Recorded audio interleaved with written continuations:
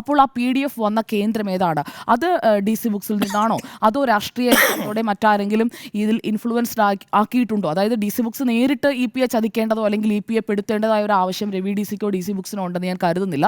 ഇതിൽ ആരെങ്കിലും ഇൻഫ്ലുവൻസ് ചെലുത്തിയിട്ടുണ്ടോ? ചേലക്കരയിൽ വിജയം പ്രതീക്ഷിക്കുന്ന ഒരു രാഷ്ട്രീയ പാർട്ടിക്ക് ഇതിൽ പങ്കുണ്ടോ? സാറിനെതിരെ ഇങ്ങനെ ഒരു വിവാദം ഉയർത്തുന്നതിന് അങ്ങനെയുള്ള ഒരു താല്പര്യം ഇതിന് മുന്നിൽ പ്രവർത്തിച്ചിട്ടുണ്ടോ? കാരണം ഈ ഒരു വിവാദം ഉണ്ടായതിനു ശേഷമുള്ള പ്രതികരണങ്ങൾ, ആ പ്രതികരണങ്ങളുടെ ഒരു വേഗതയും ആ പ്രതികരണങ്ങളിലെ ഒരു ആക്ഷേപഹാസ്യവും ഒക്കെ കാണുമ്പോൾ വളരെ പെട്ടെന്നാണ്, വളരെ നാച്ചുറലായി എന്ന് തോന്നിപ്പിക്കുന്ന തരത്തിലാണ്.